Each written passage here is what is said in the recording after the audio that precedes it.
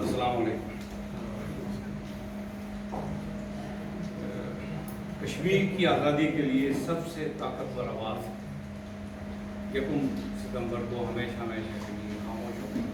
انا للہ و انا الیہ راجعون۔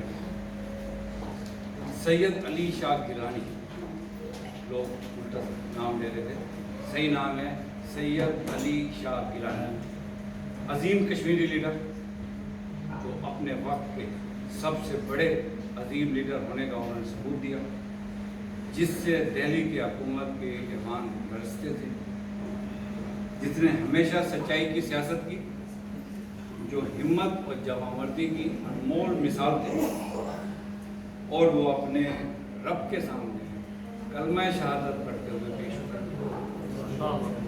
اللہ تعالیٰ انہیں غنی کرے۔ اگر میں یہ کہوں کہ کشمیری اپنے قائد اعظم سے محروم ہو گئے تو غلط نہیں ہوگا۔ سید گیلانی کی پاکستان سے لازوال محبت اور ان کا یقین کامل کہ پاکستان اور کشمیر ایک ہیں، اس کا عملی ثبوت یہ ہے کہ وہ کہتے تھے کہ پاکستان ہم ہیں اور پاکستان ہمارا ہے۔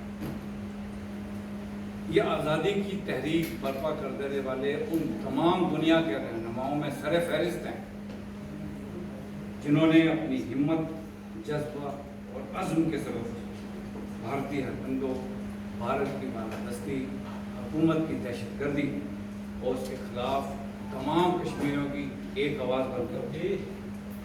وہ حقیقی معنوں میں شیر کشمیر کرانے کے قابل ہیں۔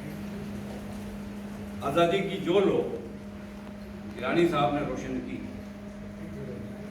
اور جو جذبہ انہوں نے کشمیری لوگوں میں پیدا کیا، مجھے یقین ہے کہ انشاءاللہ تعالیٰ وہ اپنی منزل مقصود تک ضرور پہنچیں گے۔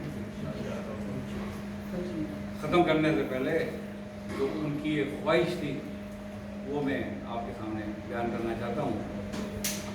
اللہ تعالیٰ نے ہر ایک کا ایک وقت مقرر کیا، ہمیں احساس نہیں ہوتا، بعض اوقات دل میں سوال بھی پیدا ہوتے ہیں کہ 90 سال اللہ نے عمر دی تو کیوں نہیں ان کی زندگی کے اندر آزادی مل گئی، تو وہ اس کی حقیقت اللہ تعالیٰ جانتا ہے بہتر۔ ان کی خواہش یہ ہے، اور یہ تھی ان کی خواہش، کہ جب کشمیر آزاد ہو جائے تو لوگ ان کی قبر پہ آ کے انہیں خوشخبری سنائیں۔ میں سمجھتا ہوں کہ انہوں نے یہ خواہش بیان کی اور ان کا انتقال ہو گیا، تو اس کی سب سے بڑی وجہ یہ ہے کہ ہم لوگ ان کے مشن کو لے کے آگے چلیں، اور جو ہی آزادی حاصل ہو پاکستان کے لوگ جا کے وہاں پہ انہیں یہ خوشخبری سنائیں۔ آسمان